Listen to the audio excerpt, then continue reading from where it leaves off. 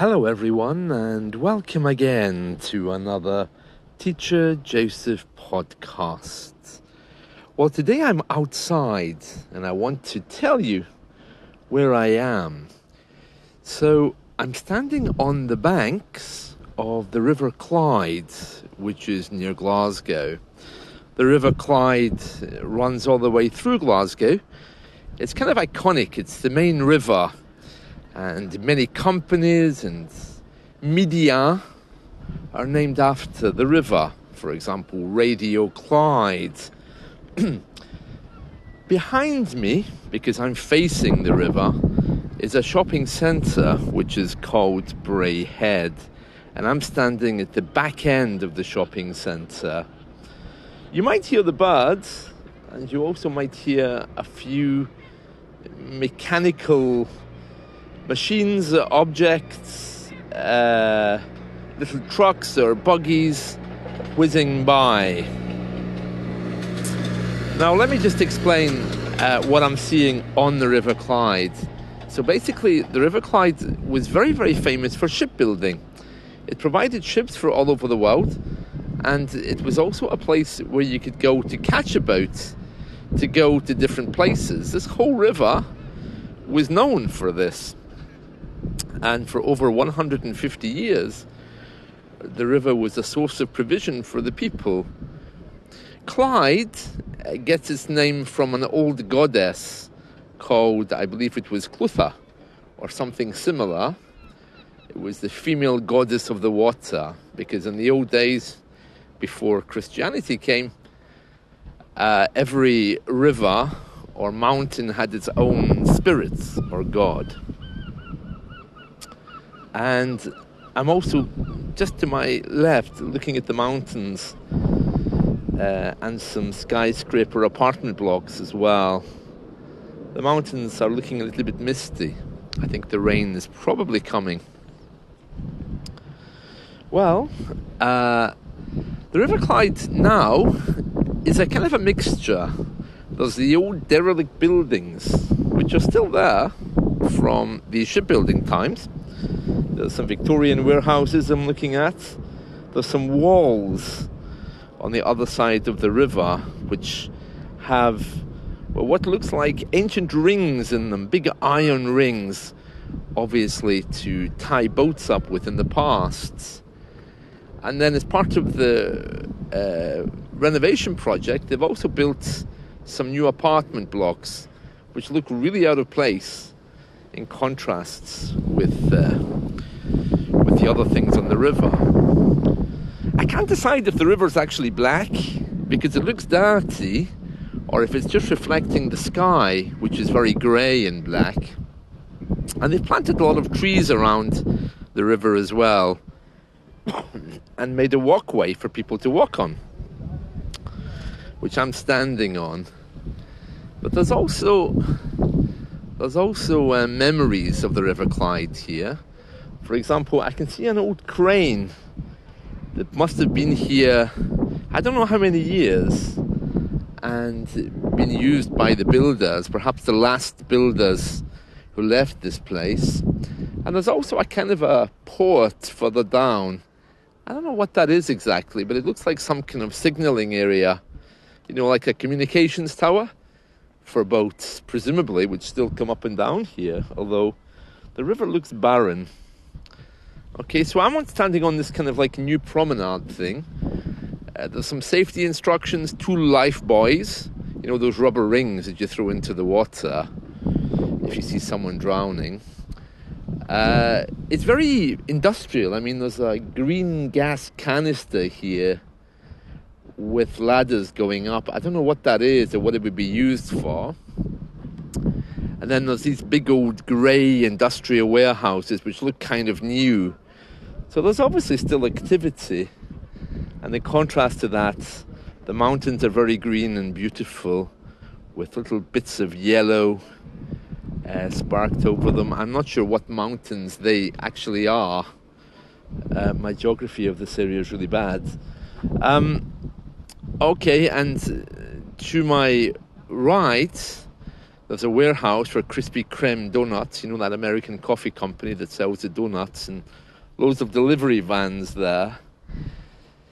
There's birds really making a lot of noise, obviously gathering fish out of the Clyde, although I'm not sure I would even go near it.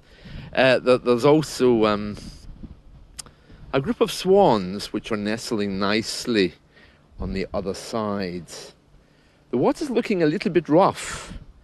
I don't know if they regulate that, if there's any keys, or as we call them, locks on the river to regulate the river rising and falling. There must be somewhere, I suppose. And of course, right behind me is this massive sign that says Braehead Shopping Centre. And it's like a big glass kind of monstrosity, because even though it looks huge, once you go inside it, many of the shops have closed because of our ongoing crisis after COVID, of prices rising. Less and less people go in here. It was just 5 years ago one of the most popular shopping centres. So just in the same way as Margaret Thatcher took away all the shipping in the 1980s and closed all of this area down and left it barren, it has made quite a good recovery by some kind of rejuvenation happening, the building of the shopping centre, for example. But there's a lot of memories here. I mean, even I had an uncle who worked on the River Clyde making boats as late as the 1980s. And just looking at it now, the whole place looks dead. It's very hard to imagine anything was happening here, but yet there's a strange kind of a thing stirring, a memory, or you would know maybe that something big used to operate here. In many ways, it looks like people have just sat down their tools and walked away. I hear some of the older people talking about this area, and they smile when they do, but they also carry a great sadness, because it's like an industry that just swept away.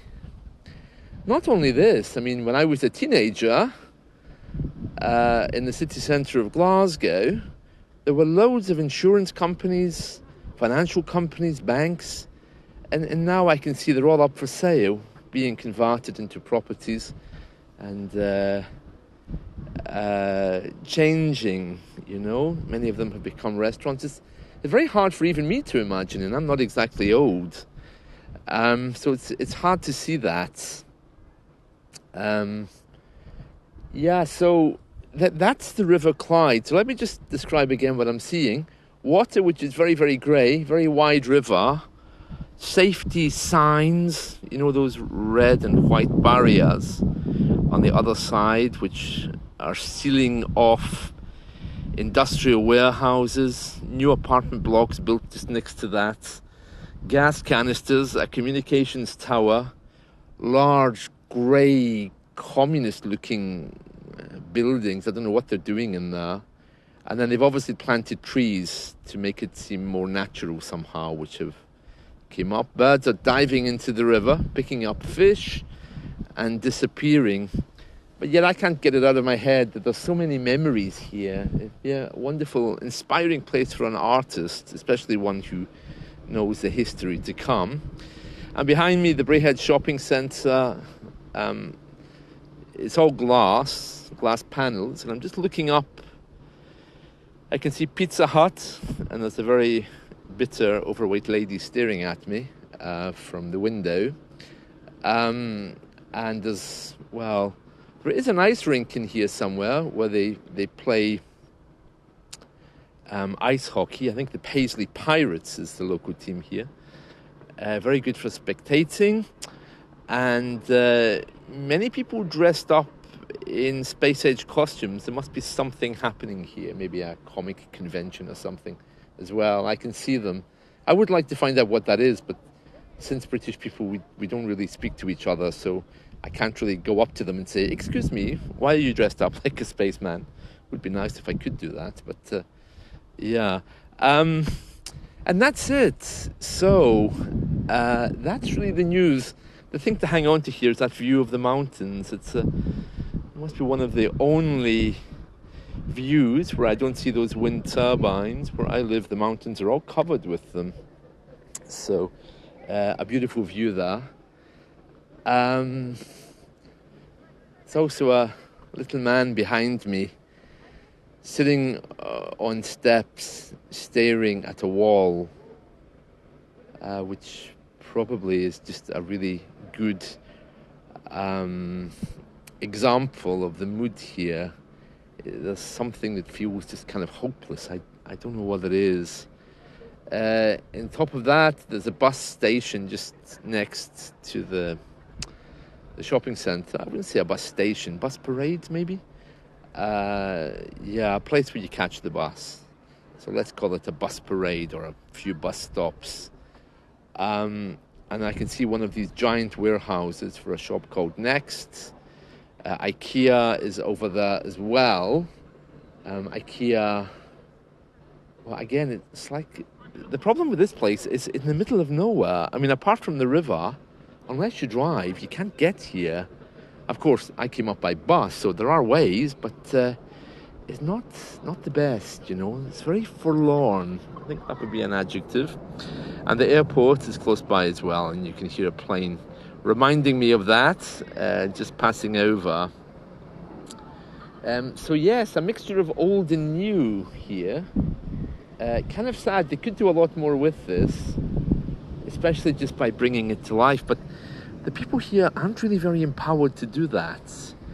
Everything here, people say, oh, someone else's problem, and they just walk away. Well, that's it from me. I hope you've enjoyed this little tour of this part of the River Thames. Oh, River Thames? No. Sorry, River Clyde. The River Thames is the one that passes through London. And that's it. I'll catch you all soon. See you. Bye.